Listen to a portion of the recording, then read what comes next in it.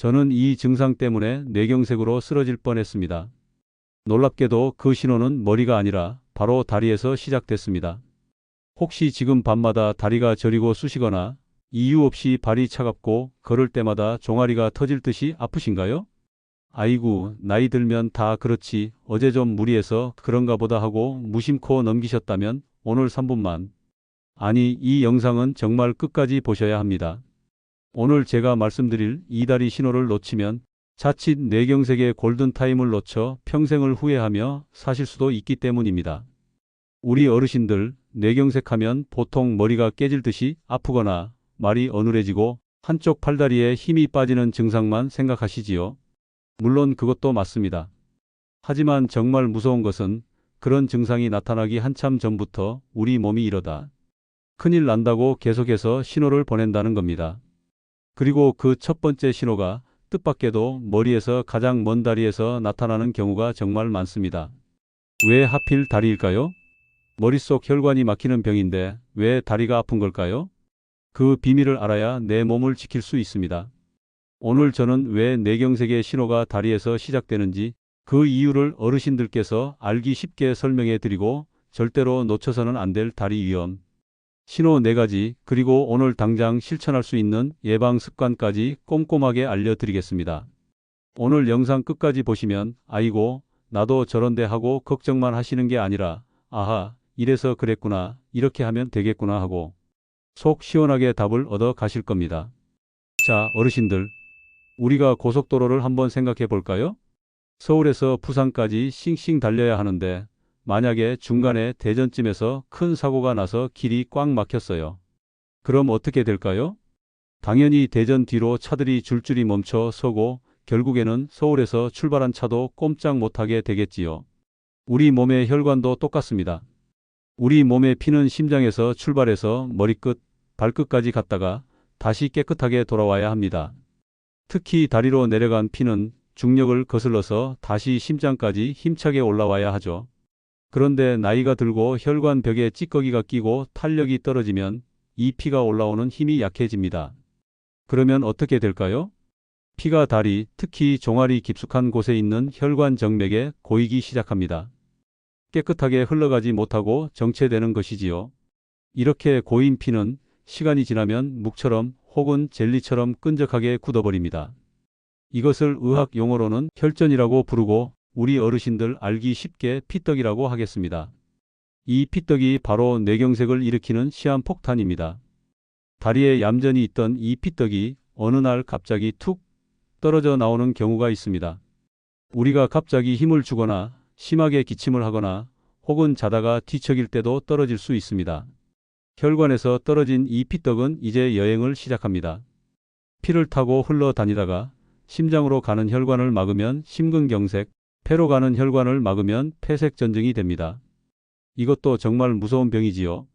그런데 이 피떡이 만약 더 위로 올라가서 우리 머릿속으로 들어간다면요? 우리 뇌혈관은 머리카락처럼 아주 가느다랗습니다. 이 좁은 뇌혈관을 다리에서 올라온 피떡이 탁 하고 막아버리면 그게 바로 뇌경색, 즉 뇌졸중입니다. 뇌세포로 가는 산소와 영양이 끊기면서 뇌가 죽기 시작하는 겁니다. 이제 이해가 되시나요? 머리가 아프기도 전에 이미 내 다리, 혈관에서 나 여기 막혔어요. 피가 안 통해요. 하고 비명을 지르고 있었던 겁니다. 뇌경색은 머리에서 갑자기 터지는 병이 아니라 이미 내 다리에서부터 내 몸의 혈액순환이 망가지면서부터 시작되고 있었던 전신병이라는 것을 꼭 기억하셔야 합니다. 그렇다면 내 다리가 보내는 그 무서운 신호는 도대체 무엇일까요? 잠깐, 지금부터가 정말 중요합니다. 아이고, 나도 다리 아픈데? 하고 덜컥 겁부터 내실 필요는 없습니다. 지금부터 제가 말씀드리는 4가지 신호는 우리 어르신들께서 나이 탓이라고 착각하기 쉬운 것들만 모았습니다. 하나라도 해당되는지 귀를 쫑긋 세우고 들어보세요. 첫 번째 위험 신호는 유독 한쪽 다리만 붓는 것입니다. 우리 어르신들 저녁 되면 다리가 붓는 경우 많으시죠? 오늘 좀 많이 걸었나 보다, 짜게 먹었나 보다 하십니다. 물론 양쪽 다리가 똑같이 붓는 것은 몸이 피곤하거나 심장이나 콩팥이 조금 약해져서 그럴 수 있습니다. 하지만 유독 한쪽 다리, 예를 들어 왼쪽 다리만 오른쪽보다 훨씬 더 퉁퉁 붓는다면 이건 아주 위험한 신호입니다. 왜 한쪽만 부을까요?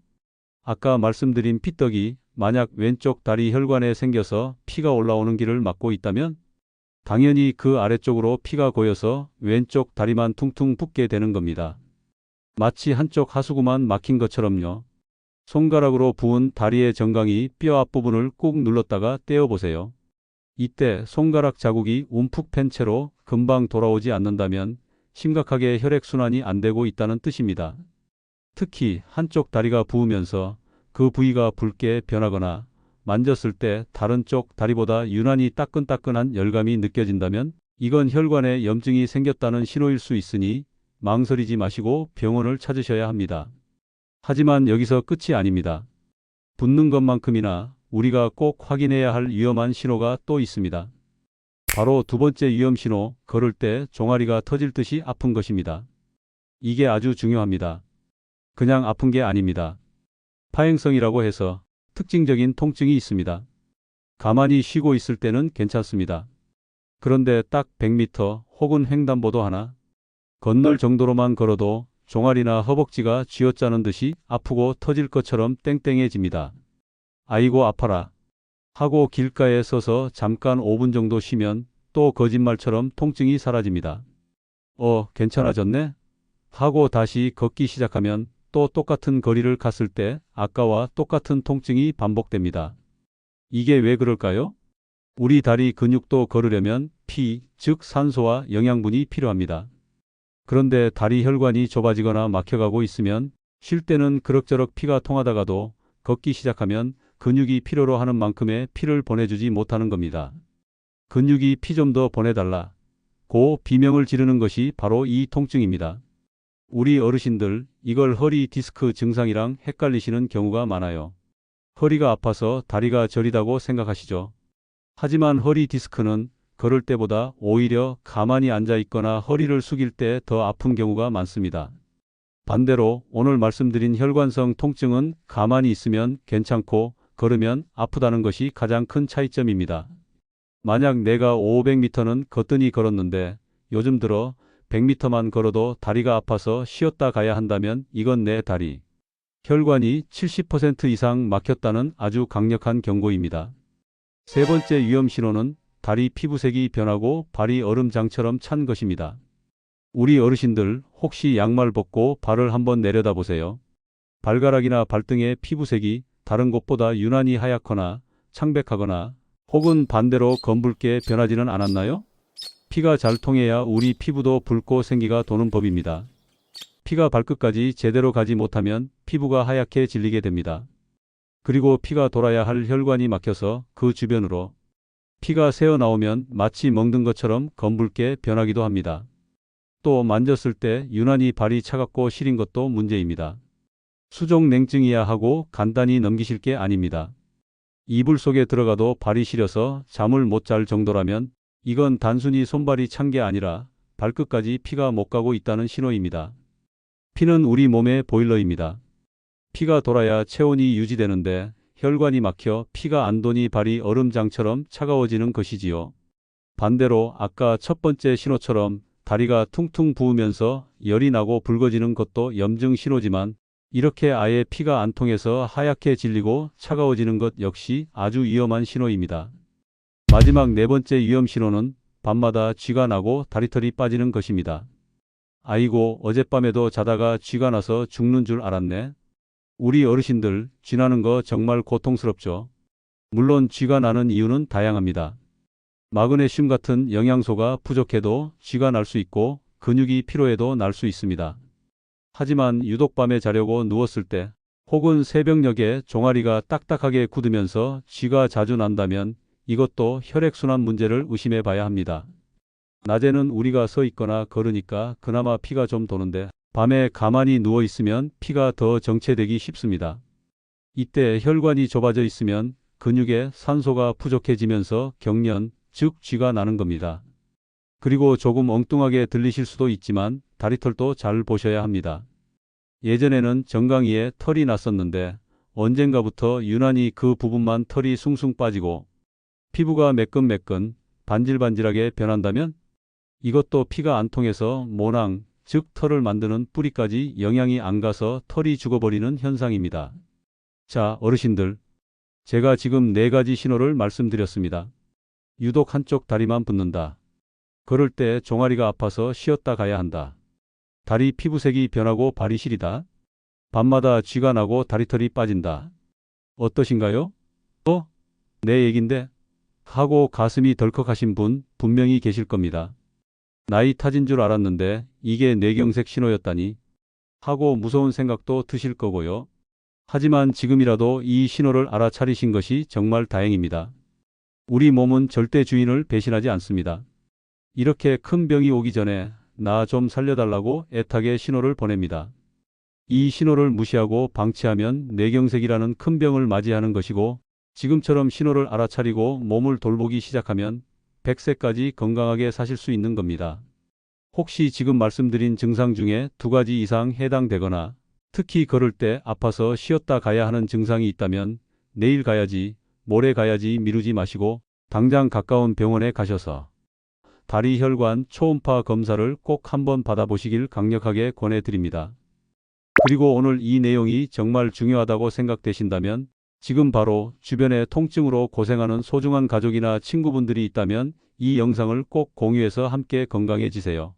자네도 다리 아프다고 했지? 이거 꼭 한번 보게나? 하고 알려주시는 그 말 한마디가 한 사람의 생명을 살릴 수도 있습니다. 구독과 좋아요도 잊지 마시고요. 자, 중요한 포인트 하나 더. 아이고, 나도 저런데 하고 걱정만 하고 계시면 안 되겠지요? 이미 내 다리가 신호를 보내고 있다면 오늘 당장 이 무서운 피떡을 녹여 없애는 노력을 시작해야 합니다. 이미 늦은 거 아닐까? 걱정 마십시오. 지금부터 병원에 가기 전에 그리고 병원에 다녀와서도 우리가 일상에서 실천할 수 있는 아주 쉬운 비결 3가지를 알려드릴게요. 첫째, 물을 보약처럼 드셔야 합니다. 우리 어르신들 하루에 물 몇 잔 드시나요? 목마를 때만 마신다. 커피나 녹차로 대신한다 하시는 분들 많으시죠? 이게 정말 위험합니다. 우리 피의 90% 이상이 물입니다. 몸에 물이 부족하면 피가 어떻게 될까요? 당연히 끈적끈적한 진국처럼 변합니다. 맑고 깨끗한 냇물은 잘 흐르지만 끈적한 꿀은 잘 흐르지 못하는 것과 똑같습니다. 피가 끈적해지면 그만큼 피떡이 생기기 쉬워집니다. 특히 주무시기 전 그리고 아침에 일어나자마자 미지근한 물 한 잔은 그 어떤 보약보다 중요합니다. 우리가 자는 동안 땀으로 수분이 많이 빠져나가서 새벽녘이나 아침에 피가 가장 끈적끈적해집니다. 뇌경색이나 심근경색이 유독 아침에 많이 생기는 이유도 바로 이 때문입니다. 밤에 화장실 갈까봐 물 안 마신다 하시면 안 됩니다. 자기 전 물 한 잔이 내 생명을 지키는 물입니다. 커피나 녹차, 술은 오히려 몸에 물을 빼앗아가니 깨끗한 생수를 하루에 1리터 이상 조금씩 나눠서 꼭 챙겨 드세요. 잠깐 이것만은 꼭 기억하세요. 물을 챙겨 드시는 것도 정말 중요하지만 이것만으로는 부족합니다. 이미 다리에 고여있는 피를 직접적으로 심장으로 올려보내는 아주 강력한 방법이 있습니다. 바로 둘째, 종아리를 제2의 심장처럼 주물러 주세요. 아까 다리까지 내려간 피가 다시 올라와야 한다고 했지요? 그 피를 위로 쭉쭉 짜주는 펌프 역할을 하는 것이 바로 종아리 근육입니다. 종아리가 튼튼해야 피가 잘 도는 겁니다. 그런데 우리 어르신들 종아리 근육이 많이 약해져 있으시죠? 그래서 이 펌프질을 우리가 손으로 도와줘야 합니다. TV 보실 때 혹은 주무시기 전에 다리를 쭉 펴고 앉아서 종아리를 꾹꾹 주물러 주세요. 발목에서부터 무릎 뒤쪽 오금까지 피를 심장 쪽으로 쓸어 올린다는 느낌으로 10분 정도만 마사지해 보세요. 이것만 꾸준히 해도 다리가 훨씬 가벼워지고 피떡이 생기는 것을 막는 데 정말 큰 도움이 됩니다. 또 한 가지 쉬운 운동은 발목 까딱까딱하기입니다. 의자에 앉아 계실 때나 누워 계실 때 발목을 몸쪽으로 당겼다가 다시 아래로 쭉 폈다가 이걸 반복하는 겁니다. 에이, 그게 무슨 운동이 돼? 싶으시죠? 이 발목을 까딱거릴 때 종아리 근육이 수축했다 이완하면서 정체된 피를 심장으로 펌프질해 줍니다. 돈 안 드는 최고의 혈관 운동입니다. 셋째, 이것만은 먹지 마시고 이것은 챙겨 드세요. 피를 끈적이게 만드는 최악의 음식 바로 짜고 기름진 음식입니다. 특히 우리 어르신들 좋아하시는 국물. 아, 시원하다 하고 마시는 그 짠. 국물이 우리 혈관 속으로 들어가 피를 끈적이게 만들고 혈압을 높입니다. 그리고 빵, 과자, 떡처럼 부드러운 정제 탄수화물도 피를 탁하게 만드는 주범입니다. 대신 피를 맑게 해주는 좋은 음식들을 챙겨 드세요. 대표적인 것이 등 푸른 생선입니다. 고등어, 꽁치에 들어있는 오메가-3가 피떡이 뭉치는 것을 막아줍니다. 그리고 양파, 마늘, 부추 같은 채소들. 이 채소들에 들어있는 매운맛 성분이 혈관을 깨끗하게 청소해 줍니다. 매일 밥상에 양파 반 개, 마늘 서너 쪽을 꼭 챙겨 드시겠다고 약속해 주세요. 어르신들, 오늘 뇌경색이 다리에서부터 시작된다는 이야기 어떠셨나요? 오늘 영상이 조금 길었지요? 하지만 오늘 말씀드린 내용이 우리 어르신들의 건강을 지키는데 정말 중요하기 때문에 딱 3가지만 요약해서 다시 한번 짚어 드릴게요. 이것만은 꼭 기억해 주세요. 첫째, 뇌경색은 머리가 아니라 다리에서 생긴 피떡이 혈관을 타고 올라가 뇌를 막아서 생길 수 있다는 것. 둘째, 그래서 내 다리가 보내는 신호를 절대 무시하면 안 된다는 것. 특히 유독 한쪽 다리만 붓거나 걸을 때만 종아리가 터질 듯이 아프고 다리 피부색이 창백하거나 검붉게 변하고 밤마다 쥐가 자주 난다면 이건 절대 나이 탓이 아니라 병원에서 꼭 검사받아 보라는 위험 신호라는 점입니다. 셋째, 이 무서운 피떡을 녹이고 혈관을 깨끗하게 하는 습관은 오늘 당장 시작할 수 있다는 것입니다. 물을 보약처럼 수시로 드시고 잠들기 전 종아리를 꼭 주물러 주시고 짜고 기름진 음식 대신 등 푸른 생선과 채소를 챙겨 드시는 것. 이 3가지만 오늘부터 꼭 실천해 보시겠다고 저와 약속해 주시겠습니까? 네, 좋습니다. 오늘부터라도 늦지 않았습니다. 중요한 것은 나이 탓이라며 내 몸이 보내는 소중한 신호를 무시하지 않는 것입니다.